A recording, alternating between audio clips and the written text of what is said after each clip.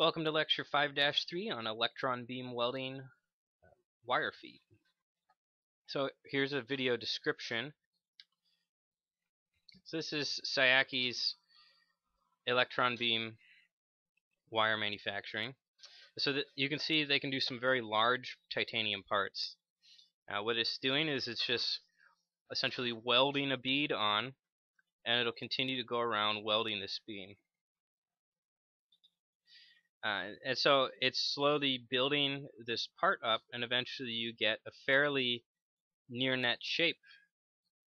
And so it has a variety of materials you can use: stainless steel, titanium, tantalum, Inconel, and you can just weld those parts into these complicated shapes.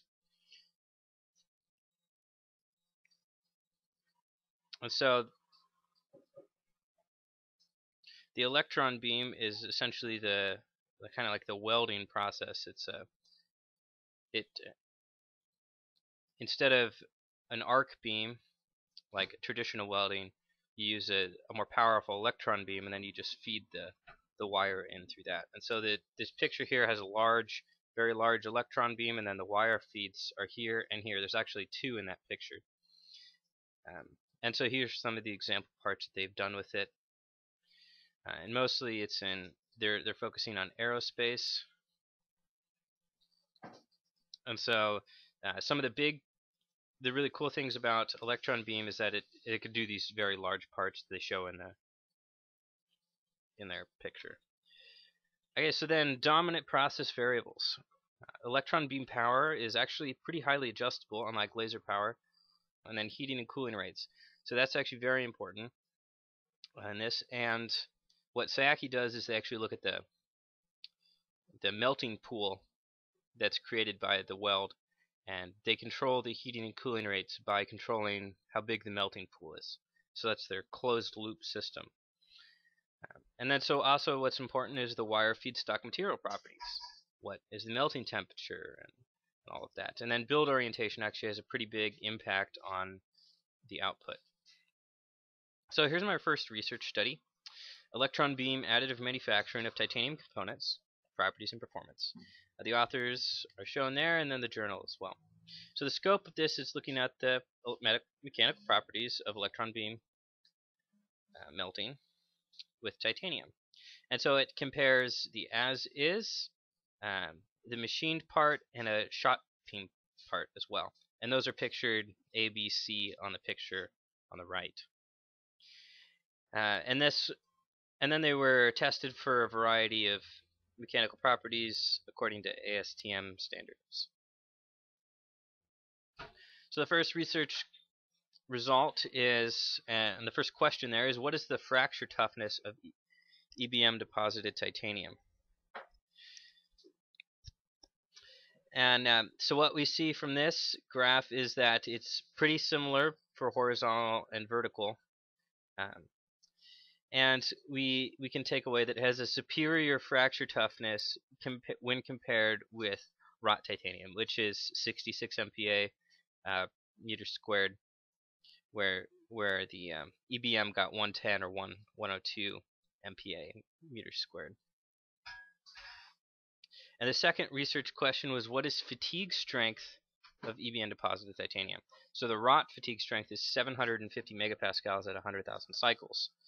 So here's a graph of the cycles to failure over the max stress, and it has a variety of different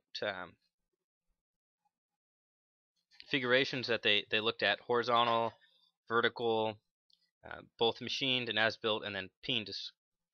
So what the important takeaways from this graph are that at 10,000 cycles you can see horizontal machined and vertical machined and peened actually did pretty well. But nothing was able to get to a fatigue strength of 750 megapascals. So peening did improve fatigue strength, but only for one build orientation, which is a little weird. It only improved it for the vertical configuration, not the horizontal configuration. And the machining had little impact on the fatigue strength, and fatigue strength did not match the coupon testing results. So what this says is that you can't really trust the the mechanical properties that are given to you by the wire feed manufacturer. You actually have to build the part and test it to see what the mechanical properties are. A research study 2 focused on something similar to electron beam welding. It's actually wire arc additive manufacturing, which is essentially the same thing. Instead of electron beam, though, you're using a wire arc. So it's still a wire feed process. You're just using a more traditional TIG torch in this case. And so the scope of this was to improve material properties by this method. And they looked at rolling the bead as it was deposited. And they repeat that until it's finished and measure its residual stresses. So does rolling recently deposited titanium 6Al4V reduce residual stresses created in wire arc additive manufacturing? Is the question. And so here's their example they showed, and there's the control rolled at 50 kilonewtons and rolled at 75 kilonewtons.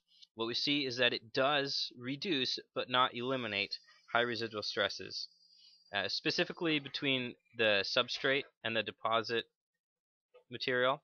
So this is the substrate and this is the deposited material. And you can see on the control it's pretty high stresses right at that region, whereas rolled at 75 kilonewtons it's not.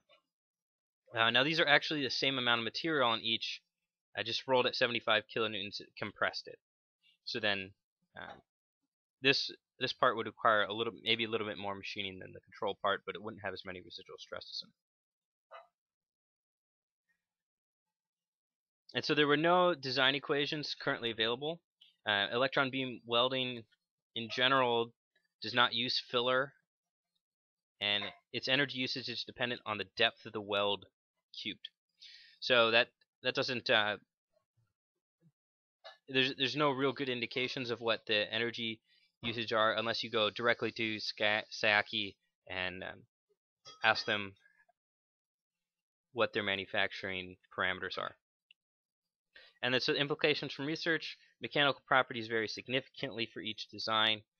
We know that orientation has a significant impact, and that post-processing, in this case cold rolling, can also have a significant impact. In this case, it will reduce residual stresses. And then the last thing is that structural testing is required, since you can't really trust the mechanical properties that you get from the coupon. Whereas in ROT, you should be able to trust those. And so here's my list of references, and that's it.